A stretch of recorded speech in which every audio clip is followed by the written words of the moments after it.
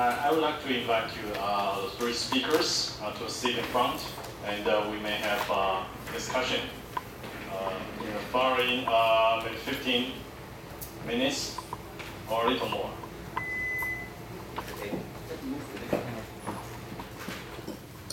Okay, so, okay.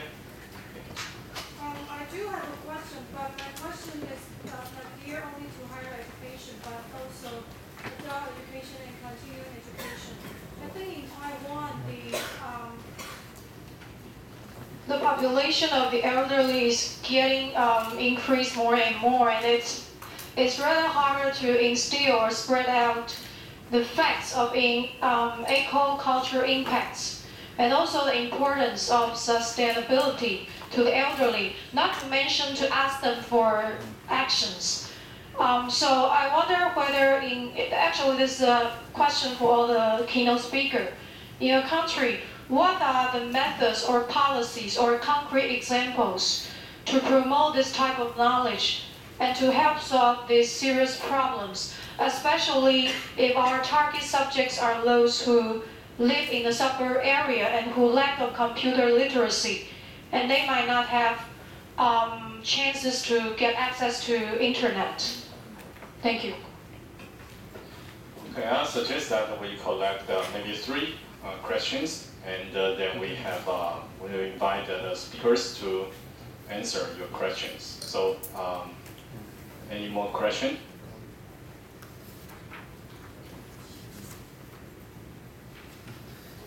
Okay, I will invite you first and Professor Charlie. I have one question to Professor Thomas. Okay, please sit down and use a microphone. No. No microphone. Okay, so you use. Okay, so speak out. Yes, I can louder. I have one question to Professor Thomas. I find your recent research was focused on grade 8 capabilities sought by employees and in relation to sustainability. But I find the global economies, even the Taiwan economy, is so terrible.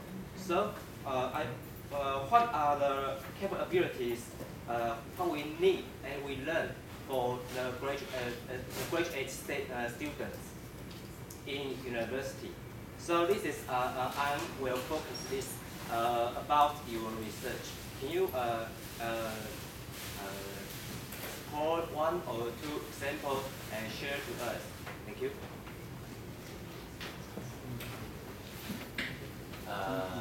Dr. Ye speaking.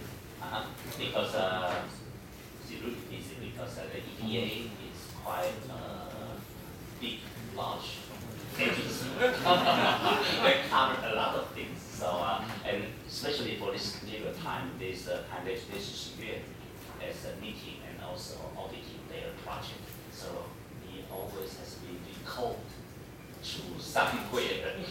So that's Dr. Ye. And now Dr. Liu.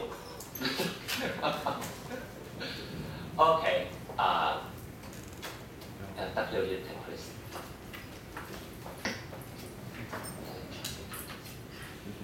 Professor Charlie.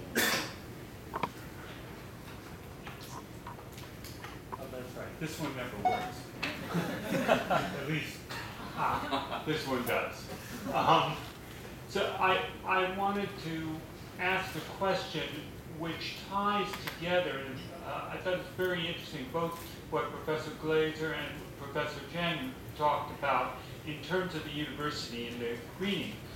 One of it started with sort of a question in Professor Glaser's presentation, because you talked about climate, using climate change as a framework in the greening, which worries me a little bit, frankly.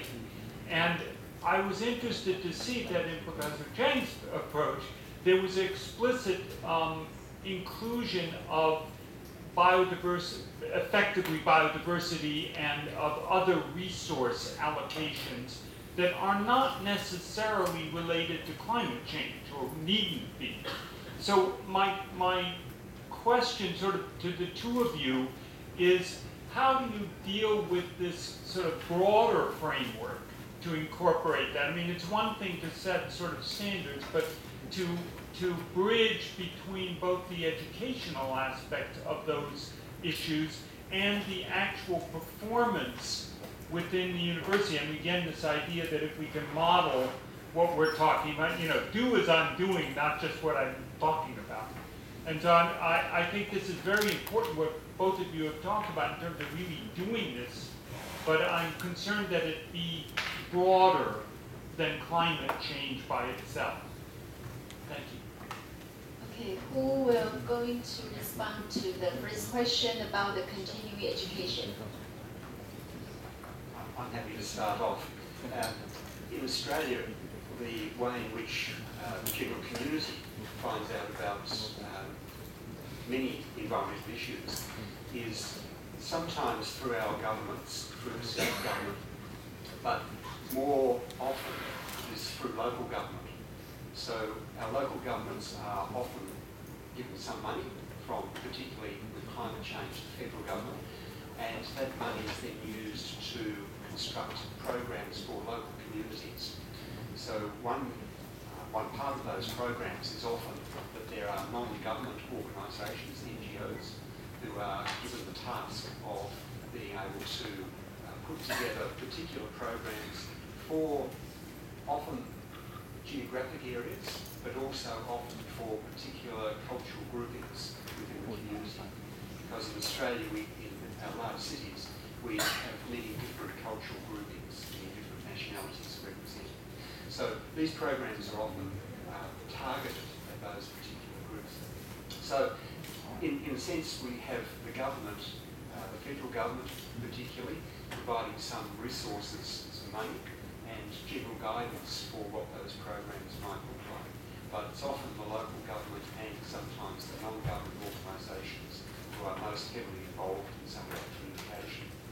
But I think it does raise another very interesting point that when I was talking about the role of universities and our curriculum generally, and thinking about the way in which we can use the campus as a learning laboratory, I think there is also a wonderful opportunity for us to help our students gain some of those employment capabilities that I was talking about by having them being involved in some programs that they develop themselves to communicate a lot of these ideas around environmental issues, particularly around climate change and how individuals, older people, younger people, whatever, how those individuals can respond to some of these challenges. So if it is possible within the curriculum of our university programs, if it is possible to design some programs, tasks or projects for the students to develop a communication program for a particular group in the local community and then go out and apply that program. So that would be a wonderful way of, again, using the idea of the community as a learning laboratory in a way, but also would give students lots of experience and capabilities, and would also clearly assist the individuals in the community to gain some knowledge and some further connections to young people with information. So then, Professor Glaser. I'm going to, I think, first just try to respond to Mr. Chavez's question. What we've done in terms of the ACU PCC is that's not the guiding framework for our university by any means. The guiding framework for our university is the research and sort of framework that I developed, which is called eco-cultural sustainability. So it integrates those issues you spoke about, not just sort of biodiversity, but the equity, the kinds of things that I talked about on the first day. And the metaphor, the guiding metaphor is improving quality of life for all. And we specifically use a philosophical concept developed by Arne Ness originally, methodological vagueness. We don't talk about what does sustainability mean. We talk about improving quality of life for all, and we particularly leave all undefined. And what we do is we have on our website, and you can go see that on our YouTube channel, we have sustainamonials with different people around campus in all walks of life. What does sustainability mean to you? So flourishing and improving quality of life for all in this broader structure of eco-cultural sustainability for the guiding metaphor. So I very much appreciated your sort of questions to offer me that opportunity for clarification. And then I ended with a little bit of a discussion on the big project, one of the big projects that we have going now, which is finding a new home. So we're moving into a new office in October, but that's only the start of what we're trying to do. And many colleges and universities have sort of business technology research parks that you're familiar with. Do you have them in Taiwan?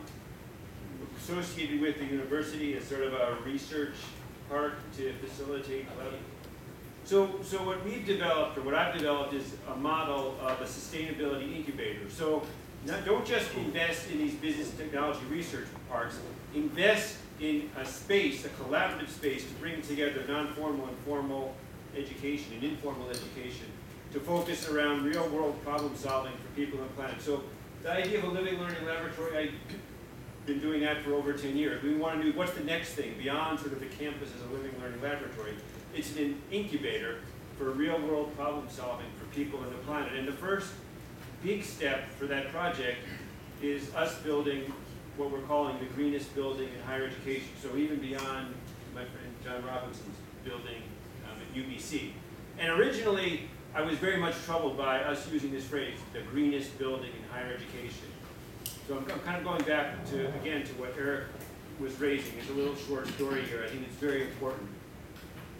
And one of my former students, who's now my coordinator for sustainability projects, really stuck with this. He wanted to use this statement, the greenest building in higher education. And the important idea here that I came to, because I originally rejected it because of what does greenest mean? What about all these things that other people are doing?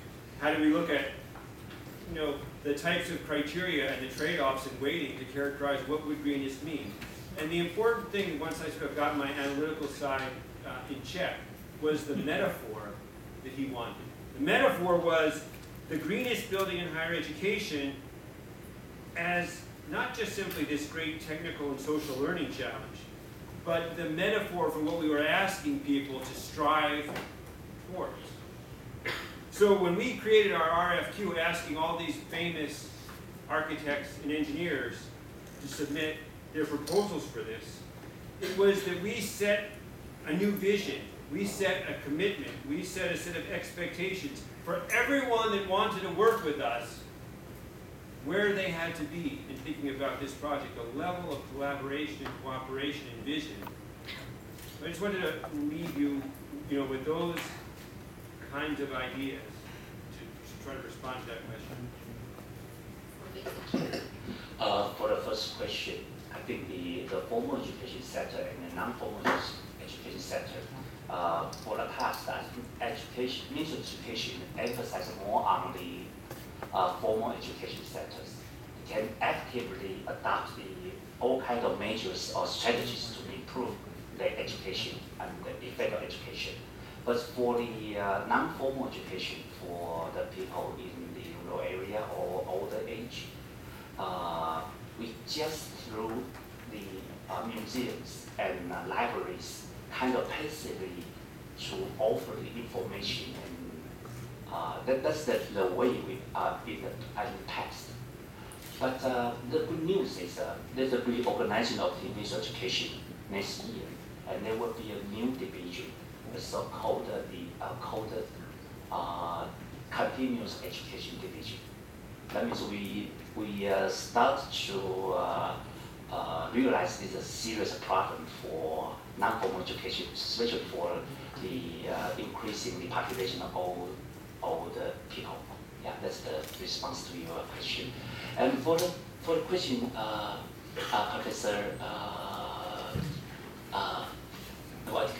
Ilan Ilan's fine because for me it's quite convenient to call him Ilan.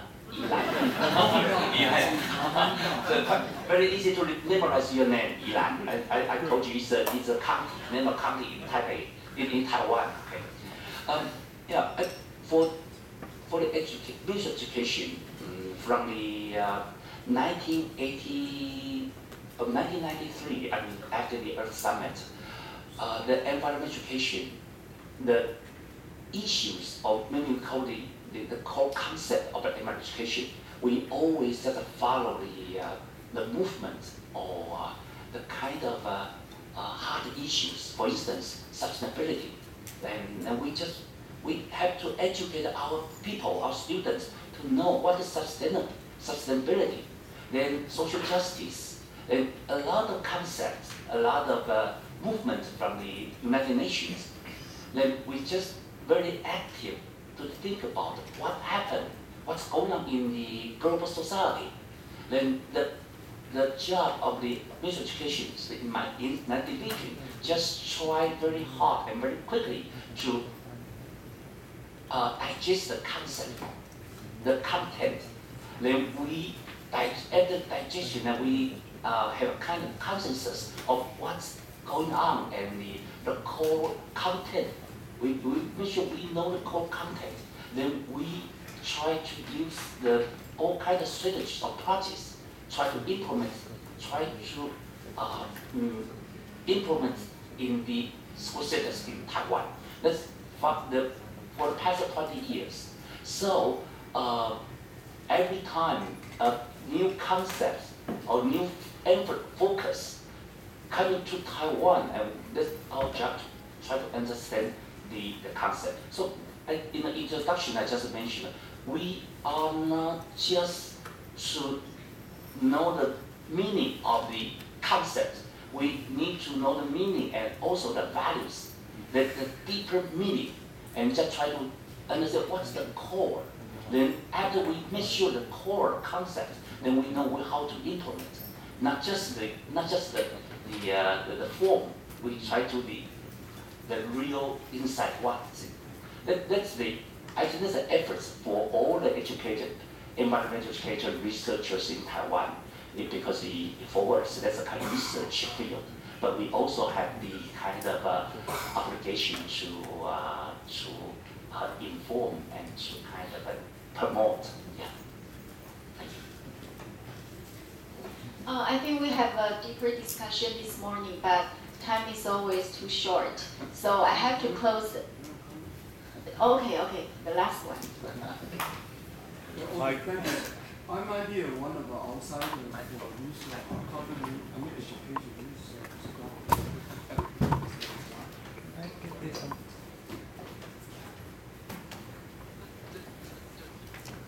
Okay, the reason I joined this program because I'm right now volunteer for doing something. I might answer you the first question. Way back 3 years ago, during the APEC meeting, Shi Zhenglong did one project into how to minimize the digital gap for the gray hair group, okay? So in fact, right now I'm a volunteer for teaching the 60 years old ladies how to play the iPad. So a lot of the old ladies, they start to learn this already. This is part of from the education ministry. So I would like you to join and then you can share, okay? Because every other day, like Jijia, okay, another high-tech company, they provide this free laptop to do this. This one. The second thing, based on last 2 days program, I found out the keywords for my side might be propaganda for marketing. Okay, I will share one slogan for CNN. Way back to 2 years ago, the slogan is "Be the first to know." Like the people here, we have to be the first to know something about sustainability. However, last year they changed their slogan. Do you know this? What's the slogan for CNN recently? Beyond the borders. So I would like to suggest we got to put the effort to communicate outside world. Use it beyond the border, beyond this school or this classroom. We got to share our knowledge of what we learn. So we might expect the young generation here to do kind of seeding program for the sustainability projects. Thank you. Thank you for sharing. I have to close the section right now. So, anyone? Okay. Sorry, if I can just respond to the question about the capabilities. I think whenever there is any economic problem, then business people and governments say, oh, no, we have to pull back, we have to stop, we have to change. The data that we collected was in 2010, so that was after the global financial crisis had some effect in Australia. And although in Australia that crisis did not have nearly the same effect as other countries, there was still a lot of concern in the business community in Australia, and there was certainly a number of industries which reduced their employment. So it was a time when our survey was done, when people were saying, oh, well, maybe we have to be more careful, more conservative. So even at that time, the people who we surveyed were saying that these capabilities that I mentioned yesterday, the teamwork, the critical thinking, these sorts of issues, they were still important for general employment, irrespective of whether we were talking about sustainability or not. And I think part of the reason, and certainly when we look at other information about these capabilities, the reason that employers are interested in these, what we can call general capabilities, is that if we are employing people who are critical thinkers, who are able to problem solve, who are able to communicate, all of these things, then they are going to be incredibly important people for thinking about what changes are needed to be brought into the organisation to bring new products, new services, new ways of dealing with situations. So the general capabilities that I was talking about yesterday have great relevance for organisations to be able to change, to look at how they can fit in with new economic situations, a range of things. So they provide very flexible employees, people who can move into different careers as well as different areas, take up new challenges, all of those sorts of things. So even though it might seem that we want to reduce and make it more conservative, most organisations, I think, are thinking about, okay, how can we change and make sure that we can adapt to new situations? For doing that, we need people who have many skills. Okay, is there anyone who really wants to talk at the last moment? Okay, no? So I have to close the section at this moment. Let's say thank you to the three speakers for their